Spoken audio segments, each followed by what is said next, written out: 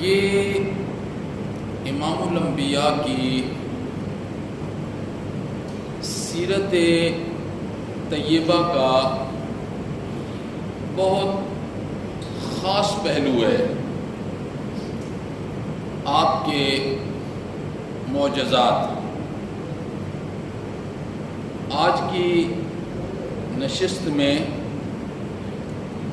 انشاءاللہ العزیز اسی پہلو پر روشنی ڈالنے کا ارادہ ہے۔ مجھے امید ہے کہ آپ حضرات سیرت کے اس پہلو کو انتہائی محبت کے ساتھ سماعت فرمائیں گے اور سیرت کا جو پہلو معجزات والا ہے یہ ہر مومن کو جس سے امام الانبیاء سے دل و جان سے محبت ہے تو وہ آپ کے معجزات کو یاد بھی رکھے، چونکہ معجزہ یہ پیغمبر کے دلائل میں سے ایک بہت بڑا دلیل ہے۔ اس لیے ہر مومن کو امام الانبیاء کے معجزات کو یاد کرنے کا شغف بھی ہونا چاہیے۔ بس آج انشاءاللہ العزیز اسی پہلو پر روشنی ڈالنے کا ارادہ ہے۔ معجزہ اسے کہا جاتا ہے جس میں 5 چیزیں پائی جائیں۔ نمبر 1، معجزہ یہ اللہ کی قدرت سے ظاہر ہوتا ہے، صرف اور صرف معجزہ صرف اور صرف اللہ کی قدرت سے ظاہر ہوتا ہے۔ اس میں مخلوقات خدا کا کوئی اختیار نہیں ہوتا، یہاں تک کہ نبی پر اللہ اس معجزے کو ظاہر کرتے ہیں، نبی کا بھی اس معجزے میں کوئی اختیار نہیں ہوتا۔ سب سے پہلی چیز ذہن میں معجزے کے متعلق یہ رکھنی ہے کہ معجزہ جو ہوتا ہے یہ خالصتاً اللہ کی قدرت کی دلیل ہوتی ہے اور اس میں اختیار صرف اور صرف اللہ رب العزت کی ذات کا ہوتا ہے۔ نمبر 2، وہ خرق عادت ظاہر ہوتا ہے۔ جو چیز بطور دلیل کے اللہ رب العزت نبی پر ظاہر کرتے ہیں وہ دھرتی پر بسنے والے انسان اس طرح کی چیز لانے سے عاجز ہوتے ہیں۔ اور نمبر 3، اگر اللہ کا نبی یہ دعویٰ کرے کہ اگر میرے کہنے سے اللہ یہ چیز ظاہر کر دے تو مجھ پر ایمان لاؤ گے؟ جیسے خود امام الانبیاء نے مشرکین مکہ سے یہ کہا کہ اگر چاند 2 ٹکڑے ہو جائے تو ایمان لے آؤ گے؟ چاند 2 ٹکڑے ہو گیا، مشرکین مکہ میں سے بہت کم لوگ ایمان لے کر آئے ہیں۔ جو اس وقت بڑے بڑے صنادید تھے، کفر کے سرغنے تھے، اپنی آنکھوں سے اتنا بڑا معجزہ دیکھ کر بھی ایمان لے کر نہیں آئے۔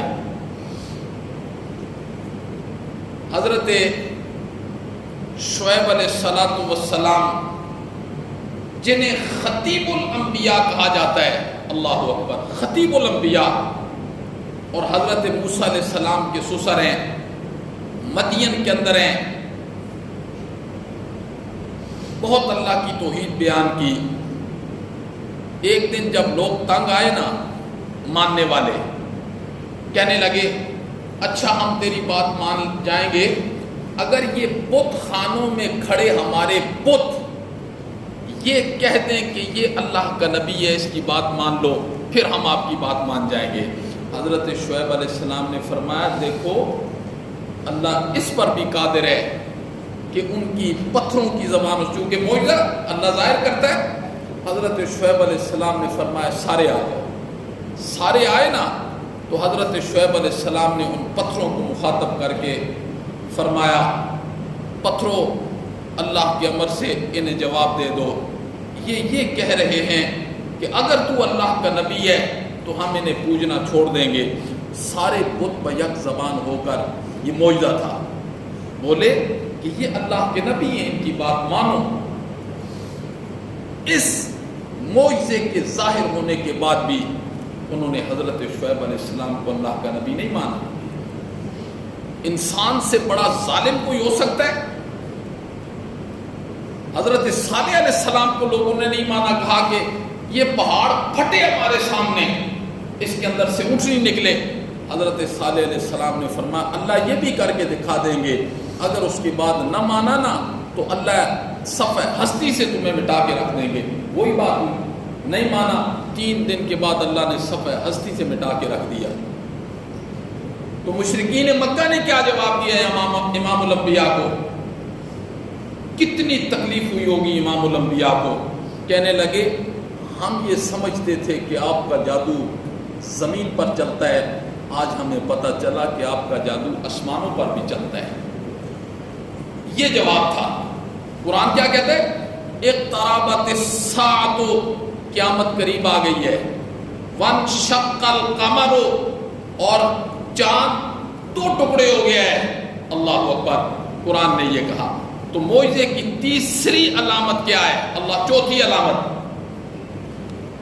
وہ دعویٰ جو نبی اپنی نبوت پر پیش کرتا ہے۔ سارے انبیاء کو اللہ رب العزت نے معجزات عطا کیے ہیں، سارے انبیاء کو۔ ہر نبی نے اپنی قوم کے سامنے جب دعویٰ نبوت کو پیش کیا نا، تو ایسے بہت کم لوگ تھے کہ نبی نے کہا ہو کہ میں اللہ کا رسول ہوں تو انہوں نے فوراً مان لیا ہو۔ یہ وصف صرف اور صرف ابو بکر کے اندر ہی تھا۔ حضرت ابو بکر صدیق رضی اللہ تعالیٰ عنہ کے اندر تھا کہ جب نبی پاک صلی اللہ علیہ وسلم نے حضرت ابو بکر سے کہا نا کہ میں اللہ کا نبی ہوں، تو قدم بھی نہیں اٹھایا۔ حضرت ابو بکر صدیق نے فرمایا کہ اگر تو اللہ کا نبی ہے نا تو پھر میں پہلا تیرا امتی ہوں۔ کوئی دلیل نہیں پوچھی نبوت پر، کوئی دلیل نہیں پوچھی۔ ہر ایک نے کہا بابا سے پوچھوں گا، ماما سے پوچھوں گا، قوم سے۔ حضرت ابو بکر صدیق رضی اللہ تعالیٰ نے کوئی دلیل نہیں پوچھی۔ یہ ان کا مقام اور رتبہ ہے۔ تو قوم جب نبی سے دلیل مانگتی ہے، دلیل کہ اپنی نبوت پر دلیل پیش کریں، پھر نبی اللہ رب العزت نبیوں کے ہاتھ پر معجزات کو ظاہر فرماتے ہیں کہ جاؤ یہ معجزہ دیا ہے، اور قیامت کی صبح تک کوئی انسان اس جیسی چیز لانے سے قاصر ہے۔ تو معجزہ یہ اللہ رب العزت نبوت کی دلیل کے لیے پیش کرتے ہیں۔ اور نمبر 5، معجزہ اسے کہتے ہیں جس کی مثل لائی کوئی نہ سکے، جس کی مثل کوئی نہ لا سکے۔ اللہ اکبر۔ اب رسول اللہ صلی اللہ علیہ وسلم کے چند معجزات میں نے آپ کی خدمت میں پیش کرنے ہیں، اور آپ نے ان معجزات کو یاد رکھنا ہے، اور یاد اس لیے رکھنا ہے کہ ہمارے دلوں اور دماغ میں امام الانبیاء کی سچی محبت رچ جائے اور بس جائے، اور اس پر اللہ کا شکر ادا کرنا ہے کہ اللہ رب العزت نے ہمیں بن مانگے امام الانبیاء کو امتی بنا دیا، اور اگر ہم اس کی قدر نہیں کریں گے تو اللہ نے فرمایا جو سزا تیار کر رکھی ہے، انعامات اگر بہت زیادہ ہے تو سزا بھی بہت بڑی ہے۔ اللہ اکبر۔ حضرت مقداد رضی اللہ تعالیٰ عنہ روایت کرتے ہیں، یہ فرماتے ہیں میں اور میرے دو ساتھی انتہائی فقر و فاقہ میں مبتلا ہو گئے، انتہائی فقر و فاقہ میں مبتلا ہو گئے، کچھ بھی نہیں تھا کھانے کو۔ ہم تین ساتھی نبی پاک صلی اللہ علیہ وسلم کی خدمت میں حاضر ہوئے۔ ہم نے فرمایا اللہ کے پیغمبر فقر و فاقہ اتنا ہو چکا ہے کہ بس اب جان نکلنے کو ہے۔ حضرت مقداد کہتے ہیں کہ جب ہم نبی پاک صلی اللہ علیہ وسلم کی خدمت میں حاضر ہوئے، اس وقت امام الانبیاء کے پاس 3 بکریاں تھیں دودھ دینے والی۔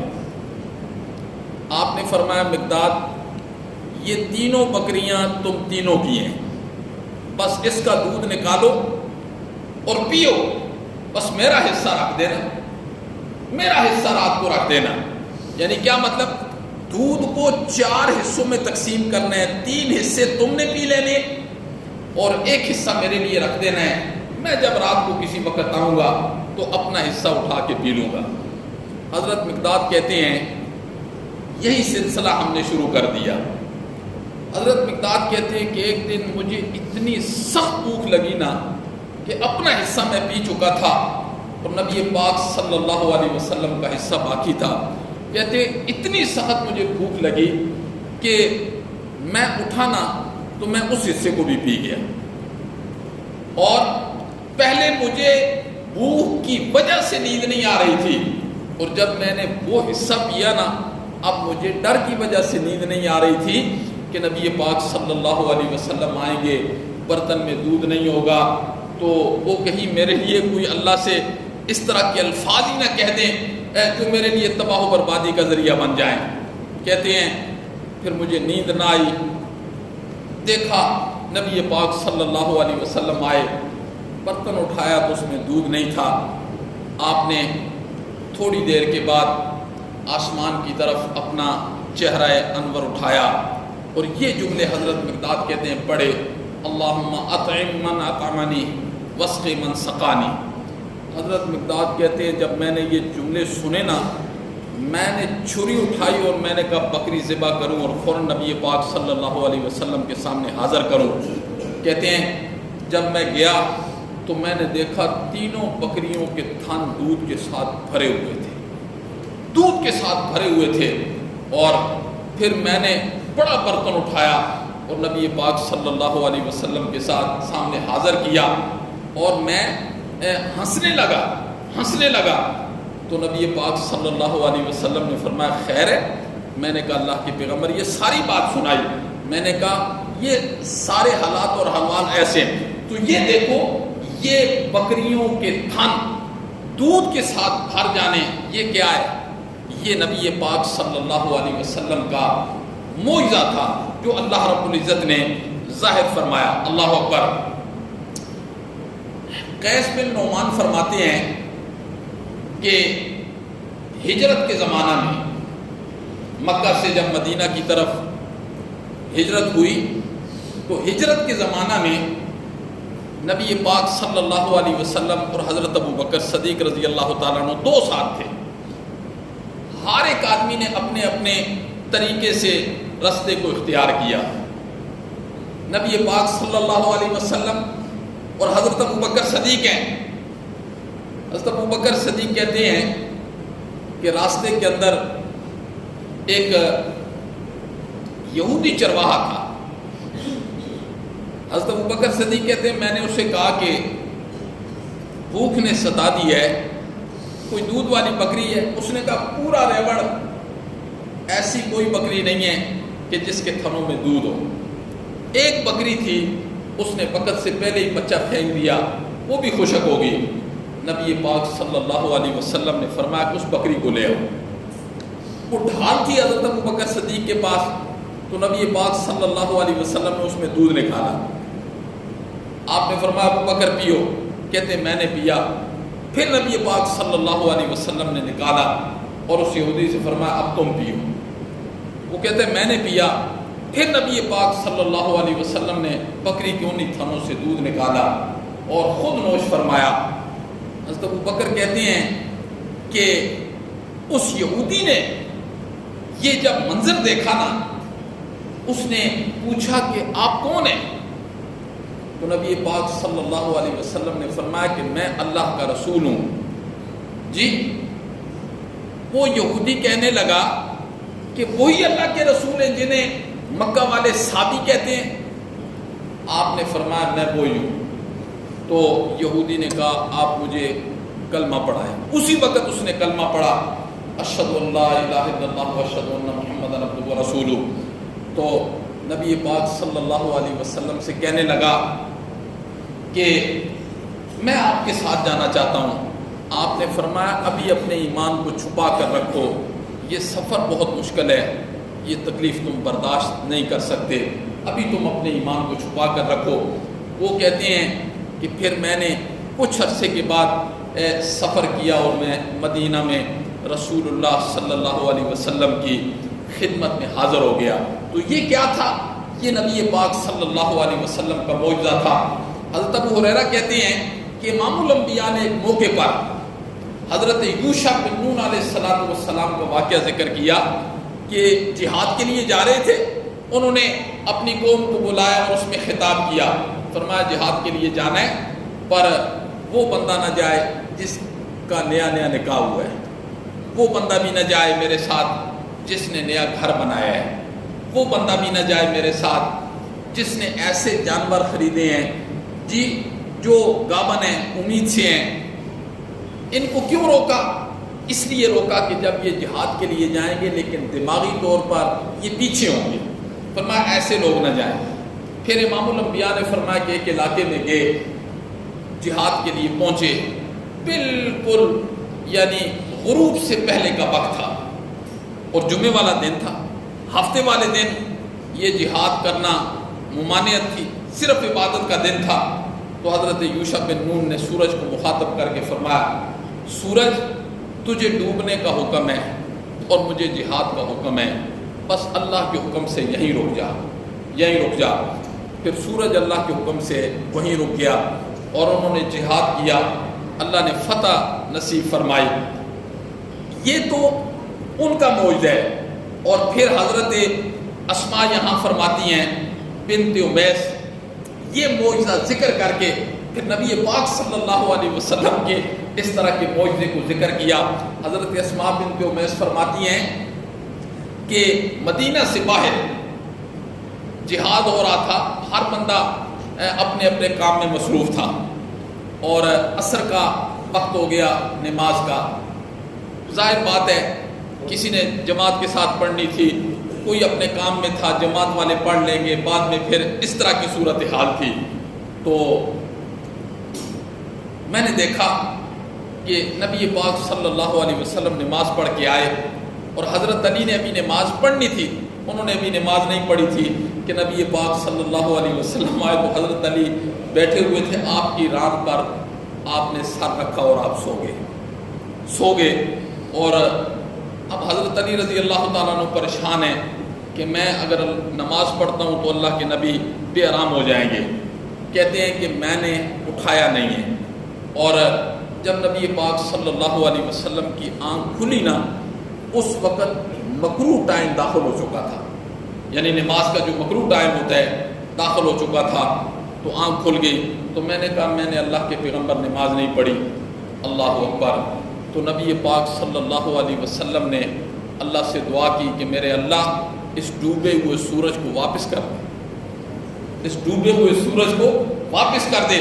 حضرت اسماء بنت امیس فرماتی ہیں، یہ مسند احمد کی روایت ہے، مسند احمد کی روایت ہے کہ سورج واپس آ گیا. سورج واپس آیا تو حضرت علی رضی اللہ تعالیٰ عنہ نے نماز پڑھی. یہ آپ کا معجزہ ہے، معجزہ. اور پھر حضرت اسماء بنت امیس کیا فرماتی ہیں کہ ایک حضرت یوشع بن نون کا معجزہ ہے اور ایک ہمارے نبی کا معجزہ ہے. اس میں فرق یہ ہے وہ سورج اپنی جگہ پہ کھڑا ہو گیا تھا، ہمارے نبی کا معجزہ یہ تھا کہ سورج ڈوبا ہوا واپس آ گیا.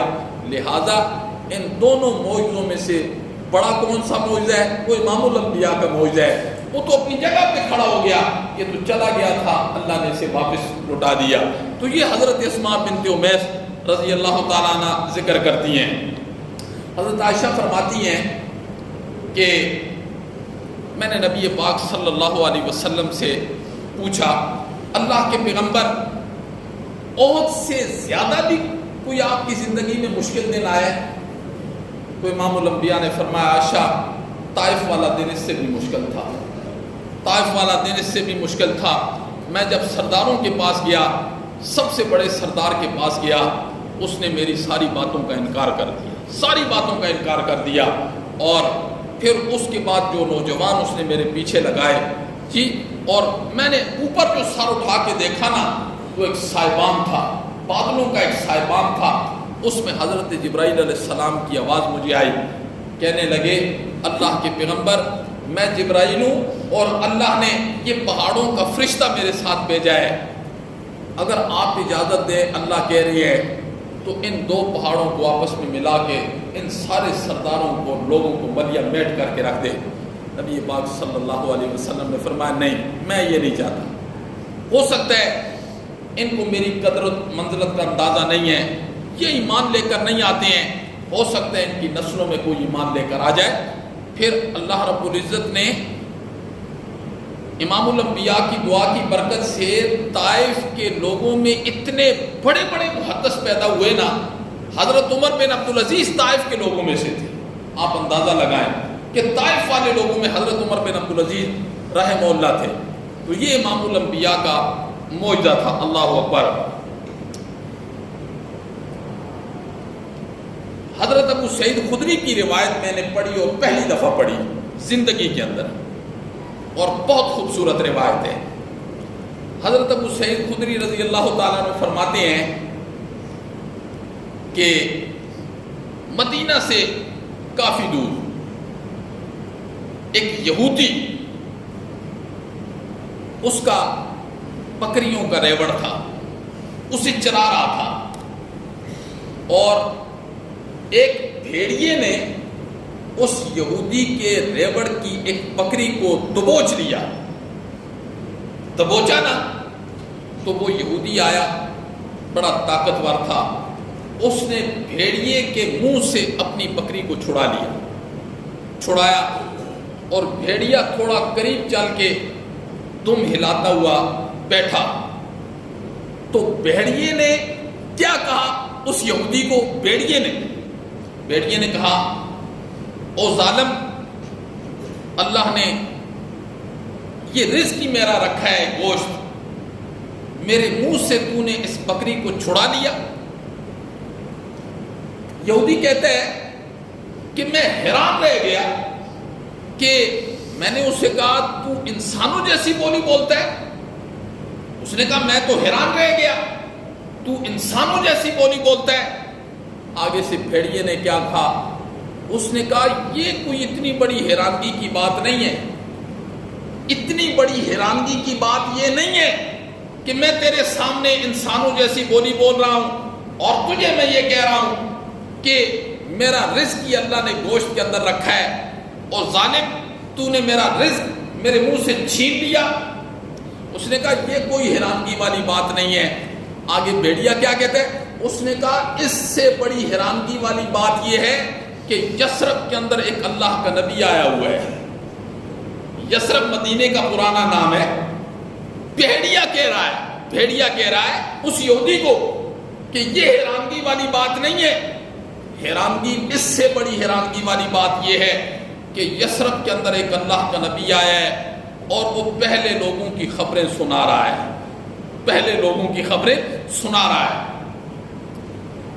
یہودی کہتا ہے بھیڑیا چلا گیا، میں وہاں سے مدینے کی طرف چل پڑا. چلتے جب مدینہ کے اندر آیا، میں نے لوگوں سے معلومات کی. لوگوں نے کہا یہاں ایک اللہ کے پیغمبر ہیں جو یہاں مکہ سے ہجرت کر کے آئے ہیں، اور وہ اللہ کے دین کی طرف بلا رہے ہیں لوگوں کو، کوئی مان رہے ہیں کوئی انکار کر رہے ہیں۔ وہ یہودی نبی پاک صلی اللہ علیہ وسلم کے پاس گیا آپ کی خدمت میں، بالکل نماز کا وقت تھا، اس وقت کسی بھی نماز کا وقت تھا۔ اس نے کہا اللہ کے پیغمبر مجھے کلمہ پڑھ کے اسلام میں داخل کروائیں۔ اس نے جب بھیڑیے کی ساری بات سنائی نا، بھیڑیے کی ساری بات، آپ نے فرمایا ابھی نماز کا وقت ہے، نماز کے بعد یہی بات سارے صحابہ کرام کو سنانی ہے، یہی بات۔ پھر اس یہودی نے نماز کے بعد جتنے بھی نمازی حضرات تھے ان کو یہ بات سنائی، ان کو یہ بات سنائی۔ یہ امام الانبیاء کا معجزہ ہے۔ کیا معجزہ؟ اور معجزہ نبی کی نبوت پر دلیل ہوتی ہے۔ ابو جہل نے، روایات میں آتا ہے کہ نبی پاک صلی اللہ علیہ وسلم ابو جہل کے دروازے پر، چچا تھا نا، بہت مرتبہ گئے۔ بعض روایتوں میں یہ بھی آتا ہے کہ 200 مرتبہ اپنے چچا کے دروازے پر گئے کہ چچا ایمان کی دولت قبول کر لے، پر نہیں مانی۔ ایک دن نبی پاک صلی اللہ علیہ وسلم کے سامنے آ گیا ابو جہل، اس سے لوگ ابو الحکم کہتے تھے۔ کیا مطلب؟ دنیا کا سب سے بڑا عقل مند انسان ابو الحکم۔ یہ تو نبی پاک صلی اللہ علیہ وسلم نے فرمایا تو ابو جہل ہے۔ ایک ہوتی ہے عقل، ایک ہوتی ہے شعور۔ عقل کا تعلق دنیا کے ساتھ ہوتا ہے اور شعور کا تعلق آخرت کے ساتھ ہوتا ہے۔ ابو جہل کے ہاتھ میں کنکریاں پکڑی ہوئی ہیں اور آ کر کہنے لگا بتائیں میرے ہاتھ میں کیا ہے، بتائیں۔ نبی پاک صلی اللہ علیہ وسلم نے فرمایا ابو جہل میں بتاؤں کہ ہاتھ والی چیز ہی خود بتا دے؟ بس یہ بات کہی نا تو کنکریوں نے کہا اشہد ان لا الہ الا اللہ، اس نے وہیں سے پٹک کے پھینک دی۔ ایمان پھر بھی قبول نہیں کیا، ایمان قبول نہیں کیا۔ اس لیے جب انسان کا دل سخت ہو جاتا ہے نا، وہ کل انعام بل ہم اضل ہو جاتا ہے۔ پھر قرآن نے کہا وہ ڈنگر بھی نہیں ہے، پھر ڈنگروں سے بھی پرے ہو جاتا ہے، ڈنگروں سے بھی پرے۔ اور ابو جہل کا دل کتنا سخت تھا، یہ جب بدر کے لیے نکلا نا، بدر کے لیے 1000 کا لشکر لے کر ادھر مکہ سے نکل رہا تھا، ادھر نبی پاک صلی اللہ علیہ وسلم، اسلام کی پہلی جنگ تھی، یہ آیا بیت اللہ کی دیواروں کو پکڑا، بیت اللہ کے کپڑوں کو پکڑا اور اس نے ایک دعا کی۔ اس الفاظ کو اس نے کچھ الفاظ کے، اللہ نے ابو جہل کے وہ الفاظ قرآن بنا کے نازل کر دیے۔ اللہ اس نے کیا کہا؟ اللہم ان کان ھذا هو الحق من عندک فامطر علینا حجارۃ من السماء او ائتنا بعذاب علیم۔ کہنے لگا اللہ میری ایک بات سن، اگر یہ نبی باقی تیرا نبی ہے، باقی تیرا نبی ہے تو پھر سن لے، میں تیرے نبی کا انکار کر رہا ہوں، میں تیرے نبی کا انکار کر رہا ہوں، ابھی مجھ پر پتھروں کی بارش نازل کر دے، میں اسے نہیں مانتا۔ اللہ نے فرمایا ابھی تیرا وقت نہیں آیا، صبر کر، ابھی تو ذرا بدر کی طرف تو جانا۔ پھر بدر کی طرف گیا تو اللہ رب العزت نے کس طریقے سے اس کے جسم کو چیر اور پھاڑ کے رکھ دیا۔ تو انسان کا دل جب سخت ہو جاتا ہے نا، اس لیے قساوت قلبی جو ہوتی ہے، ضد جو ہوتی ہے، اناد جو ہوتی ہے، یہ انسان کو نہ دنیا کا چھوڑتی ہے اور نہ آخرت کا چھوڑتی ہے۔ ہمیشہ اپنے اللہ سے دعا کیا کریں کہ مولا ہمیں قساوت قلبی سے بچا، اور جس بندے کو اللہ رب العزت نے قساوت قلبی سے بچا لیا، انسان کوئی ہوتا ہے۔ پھر باقی ظاہری طور پر انسان ہوتے ہیں لیکن باطنی طور پر درندوں سے بھی پرے ہوتے ہیں، درندوں سے بھی۔ آج ہمارے اندر درندگی آ گئی ہے، درندگی، اللہ اکبر۔ لہذا ہمیں یہ سوچنا ہوگا، ہمیں اللہ رب العزت کی طرف رجوع کرنا ہوگا کہ مولا ہماری اس درندگی کو ختم کر دے۔ آج درندگی کس قدر انسان کے اندر درندگی آ چکی ہے، ہم روزانہ دیکھتے ہیں جی، روزانہ واقعات پڑھ رہے ہوتے ہیں، دیکھ رہے ہوتے ہیں، اپنی آنکھوں سے دیکھ رہے ہوتے ہیں، خود ہم کتنے درندے ہیں، خود ہم لوگوں کے ساتھ کیا کر رہے ہوتے ہیں، اللہ اکبر۔ تو جب انسان کا دل نرم ہوتا ہے تو پھر اللہ رب العزت اس کے اندر سب سے پہلی چیز جو پیدا کرتا ہے وہ احساس پیدا کرتا ہے۔ جب انسان کا دل نرم ہوتا ہے سب سے پہلی چیز جو اس کے اندر آتی ہے وہ احساس آتی ہے. جب تک میرے دل کے اندر احساس نہیں ہے تو پھر مجھے جان جانا چاہیے کہ ابھی تک میرا دل نرم نہیں ہے, قساوت قلبی ہے, درندگی ہے ابھی تک میرے دل کے اندر. جی تو فیصلے تو سارے اسی پر ہونے ہیں, جو اخروی اعتبار سے جو فیصلے ہونے ہیں وہ اسی پر ہونے ہیں, اور فیصلوں میں کوئی لمبی مدت نہیں ہے. بس فرشتہ آیا, سانس جو ہی جسم سے روح جدا ہوگی نا تو فیصلہ اسی وقت ہو جائے گا, اسی وقت فیصلہ ہو جانا ہے. یہ نہیں کہ قیامت آئے گی تو جی ہزاروں سال کے بعد قیامت آئے گی تو میدان محشر لگے گا تو ہم اس وقت تک قبروں میں آرام سے سوئے ہوں گے, ایسی کوئی بات نہیں ہے. یہ علیین اور سجین جو قرآن نے ذکر کیا ہے کہ جنت اور جہنم سے پہلے ایک علیین ہے, ایک سجین ہے, ایک 7 زمینوں کے نیچے ہے, ایک 7 آسمانوں کے اوپر ہے. جو ہی جسم سے روح جدا ہوتی ہے, اگر جنت والا ہے تو 7 آسمانوں کے اوپر ہے, اگر خدا نہ خستہ وہ جہنم والا ہے تو 7 زمینوں کے نیچے ہے. پھر اس وقت قیامت کی صبح تک اسے عذاب کے اندر ہی وہ مبتلا رہتا ہے. تو اللہ رب العزت ہم سب کو اپنے عذاب سے اپنی حفظ و ایمان کے اندر رکھے. تو یہ رسول اللہ صلی اللہ علیہ وسلم کے حضرت ابو ہریرہ فرماتے ہیں, معجزات کی بات ہو رہی ہے نا, حضرت ابو ہریرہ فرماتے ہیں ایک مرتبہ میرے پاس کھجوروں کی ایک کٹلی تھی, مطلب ایک کچھ چھوٹی سی تھیلی تھی, اس میں کچھ کھجوریں تھیں. تو میں نبی پاک صلی اللہ علیہ وسلم کے پاس آیا اور میں نے آ کر کہا کہ اللہ کے پیغمبر برکت کی دعا کر دیں, برکت کی دعا. حضرت ابو ہریرہ فرماتے ہیں کہ امام الانبیاء نے ایسی برکت کی دعا کی, مجھے کہا ابو ہریرہ انہیں کبھی الٹنا نہیں ہے, الٹنا نہیں ہے, بس ہاتھ ڈال کے نکال کے کھاتے جانا ہے. حضرت ابو ہریرہ کہتے ہیں وہ گٹھلی میرے پاس کم از کم 26 یا 27 سال رہی, اور میں نے منوں کے حساب سے کھجوریں صدقہ بھی کی, اور 26-27 سال تک جتنے میرے مہمان آتے رہے میں اس اپنی تھیلی سے وہ کھجوریں نکال کے ان کے سامنے رکھتا تھا. یہ معجزہ تھا نبی پاک صلی اللہ علیہ وسلم کا, جو حضرت ابو ہریرہ کے حق میں کیا تھی, برکت کی دعا تھی.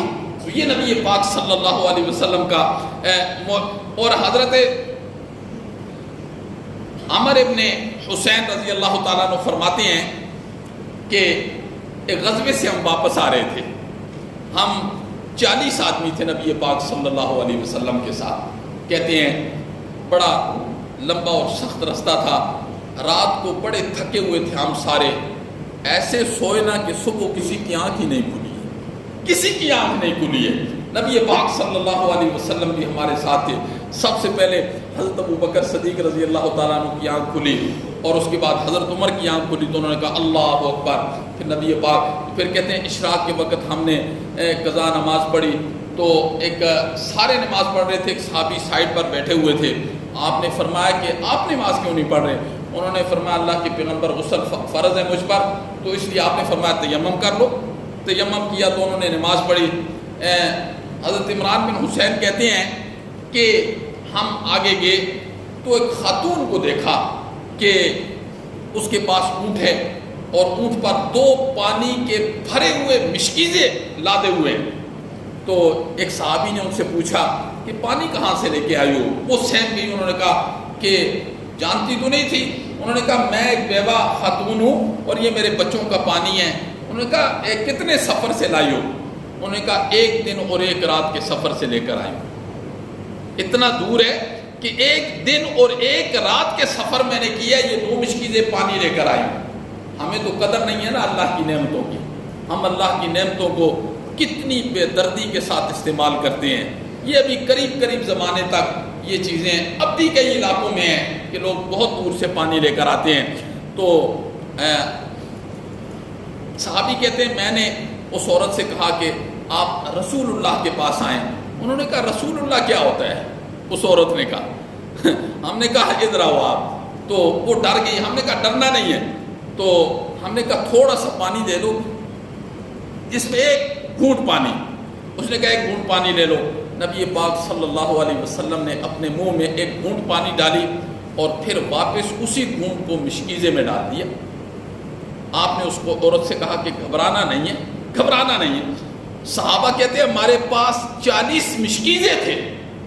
آپ نے فرمایا 40 مشکیزیں بھرو, جتنے برتن تھے ہم نے بھرے, اور 40 صحابہ کرام نے خوب سیر ہو کر وہ ٹھنڈا پانی پیا، اور عورت کے جو اپنے مشکیزے تھے وہ کہتی ہے ایسے تھے جیسے وہ پھٹنے والے نہیں ہوتے، پانی اتنا بھرا ہوا تھا پھٹنے والے. کہتی ہیں کہ وہ پھر نبی پاک صلی اللہ علیہ وسلم نے ہمیں کہا جتنا آپ کے پاس کوئی کھجور ہے کوئی ٹکڑا ہے اسے لے کر آؤ. کہتے ہیں ہم لے کر آئے تو نبی پاک صلی اللہ علیہ وسلم نے اس پر برکت کے لیے پھونکا تو اس عورت کو دیا، فرمایا جاؤ آپ کھاتے رہنا، اپنے بچوں کو بھی کھلاتے رہنا. وہ عورت اپنے قبیلے کے اندر گئی تو اس نے وہاں جا کر کلمہ پڑھا، اور اس عورت کی وجہ سے اس کا پورا قبیلہ اسلام میں داخل ہو گیا، پورا قبیلہ اسلام کے اندر داخل ہو گیا. تو یہ رسول اللہ صلی اللہ علیہ وسلم کے معجزات ہیں. اللہ اکبر. ایک غزوے کا موقع تھا، غالباً غزوہ بدر کا موقع تھا. حضرت قتادہ فرماتے ہیں کہ دشمن نے جب حملہ کیا نا تو میری آنکھ بالکل باہر آ گئی، بس صرف اس کی تن جو ہے نا وہ اڑی ہوئی تھی اور درد بہت کر رہی تھی. تو ساتھیوں نے کہا کہ اسے کھینچ دو. تو کچھ ساتھیوں نے کہا کہ نبی پاک صلی اللہ علیہ وسلم سے پوچھ لیں. تو جب پوچھا تو نبی پاک نے فرمایا اسے میرے پاس لے کر آؤ. پھر آپ نے اپنے دست مبارک سے اس آنکھ کو اندر رکھا، اوپر ہاتھ رکھا. حضرت قتادہ فرماتے ہیں کہ جب آپ کا ہاتھ ہٹا نا ایسے محسوس ہو رہا تھا جیسے کبھی اس آنکھ پر زخم ہی نہیں ہوا، ایسے محسوس ہو رہا تھا جیسے اس آنکھ کے اوپر کبھی زخم ہی نہیں ہوا. اور کہتے ہیں کہ پھر زندگی کے آخر تک اس آنکھ میں جو روشنی جوانی کی تھی نا اس سے بھی زیادہ رہی ہے. دوسری آنکھ کے اندر روشنی کم ہو گئی ہے، اس آنکھ کے اندر کم نہیں ہوئی ہے. تو معجزہ یہ نبی اپنی نبوت کی دلیل پر پیش کرتے ہیں، اور معجزے میں جو فائل ہوتا ہے، جو اختیار ہوتا ہے، وہ صرف اور صرف کس کا ہوتا ہے؟ وہ اللہ رب العزت کی ذات کا ہوتا ہے. اللہ جب چاہتے ہیں اپنی قدرت کا اظہار فرما دیتے ہیں. اللہ اکبر. اللہ تو چاہیں بغیر باپ کے حضرت عیسیٰ کو پیدا کر دیں، اللہ چاہیں تو بغیر دونوں کے ماں جی ہوا اور والد محترم حضرت آدم کو پیدا کر دیں. اللہ تو ساری قدرتوں کا مالک ہے. اس لیے میرے محترم آج ہمیں ہمارا ایمان، جس بندے کا ایمان اسے اللہ کے تعارف پر مجبور نہیں نہ کرتا تو سمجھ جاؤ وہ اس کی خواہشات والا ایمان ہے، وہ ایمان نہیں ہے جس ایمان کی دعوت امام الانبیاء دینے کے لیے آئے تھے. اگر میرا ایمان مجھے اس پر مجبور کرتا ہے کہ مجھے اللہ رب العزت کی ذات کا تعارف ہونا چاہیے اور مجھے امام الانبیاء کی شریعت کا احترام کرنا چاہیے، تو سمجھ جائیے کہ اس سینے کے اندر ایمان ہے. یہ ایمان کی نشانیوں میں سے سب سے پہلی نشانی ہے. سمجھ جائے وہ بندہ کہ ہاں ایسے نہیں ہونا چاہیے میرے محترم کہ چلتی کے ساتھ چلاتا رہے بندہ، ایسی بات نہیں ہونی چاہیے. ایمان کی قدر و منزلت مجھے پہچاننی چاہیے، جی اس کا احترام کرنا چاہیے، اس پر مجھے اللہ کا شکر ادا کرنا چاہیے، اور پھر اس ایمان کے جو تقاضے ہیں پھر ان تقاضوں کو مجھے پورا کرنا چاہیے. جب میں ایمان کا احترام کروں گا، جی اللہ رب العزت کے سامنے شکرانے کے نفل پڑھوں گا کہ مولا تیرا شکر ہے ایمان جیسی دولت تو نے مجھے عطا کی ہے، اور پھر میں ایمان کے تقاضے پورے کروں گا، تو پھر اللہ رب العزت نے فرمایا میں بہت قدردان ہوں، بہت قدردان ہوں. اللہ نے فرمایا، اور اللہ نے یہ بھی فرمایا وَلَن تَجِدَ لِسُنَّتِ اللَّهِ تَبْدِيلًا، جو میں نے قانون بنا دیے ہیں میرا قانون کبھی تبدیل نہیں ہوگا. پھر کبھی اللہ فرماتے ہیں وَمَنْ أَصْدَقُ مِنَ اللَّهِ قِيلًا، لوگوں اس بات کو دل کی تختی پر لکھ لینا، اللہ سے بڑا سچا بھی کوئی نہیں ہو سکتا. اللہ نے فرمایا مجھ سے بڑا سچا بھی نہیں ہو سکتا. اللہ ہمیں عمل کی توفیق نصیب فرمائے. ہماری